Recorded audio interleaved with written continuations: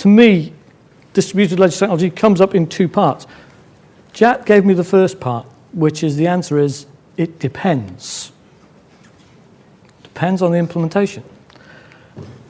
And our legal friends gave me the second part, which is it gives me a headache.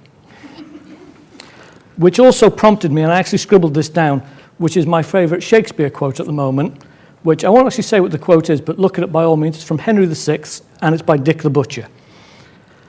Christopher knows exactly what it is because he's nodding. Anyone out there who's legally qualified, look it up. And trust me, I'll be running for the door before you come anywhere near me. Yeah, blockchain gives me a headache because it depends. I'm going to make this short and sweet as well. A, because I don't have slides, notes, so on. I'm just working off scribble bits. Plus, I think the debate after will be far more interesting. I do think it has its place. I do think there's some areas where it can actually be privacy enhancing, almost. I certainly think in things like age verification, the use of a distributed ledger technology could be fantastic. This idea that, you know, you go to the supermarket with your kids, you buy them a little ID card, they get, you know, an ID card that is for their age group. You go back to your computer at home, you use it once, no identification to it, protects your personal data.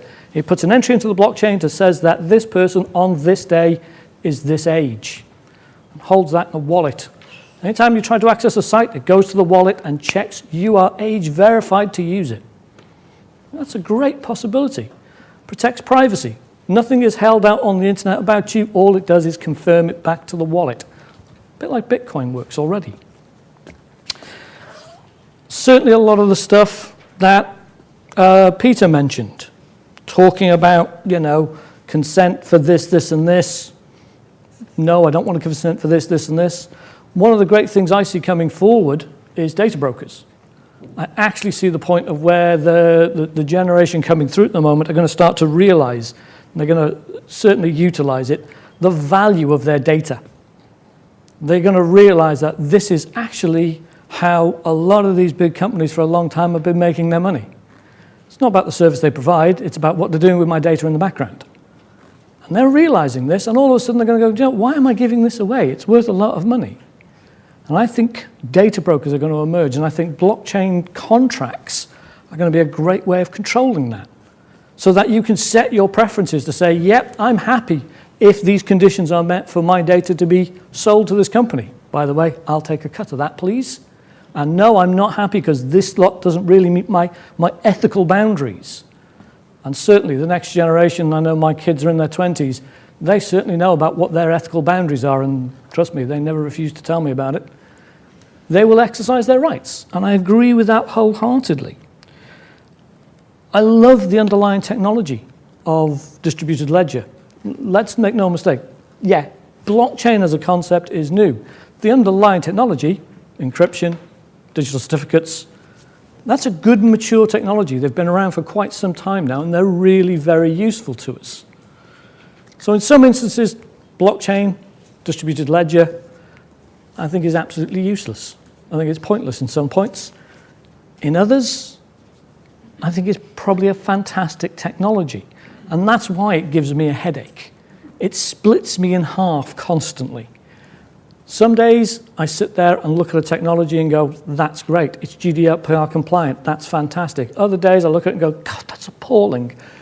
That's horrendous things to do. And I constantly get split on it. So it does all depend. Some of the other issues I have with it kind of slightly step outside of the data protection zone, which doesn't it? It falls under cybersecurity. And if you look at the distributed blockchains, as they currently stand, one of their great powers is the fact that it's basically a massive attack space. It is so difficult, well, actually it's the smallest attack space from that point of view, it's very difficult for someone to attack it because there are so many other people involved. If you have a closed one, a small one with known players, known actors, you are introducing a new attack vector.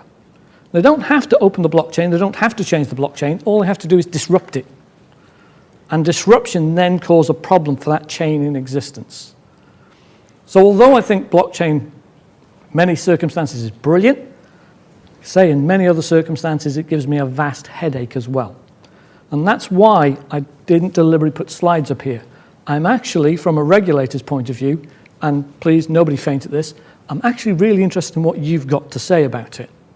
Because I think this is really important that as the regulator and this new emerging technology, that we engage properly and we understand how you want to use it, where you want to use it, and we then look back at how that fits in with GDPR.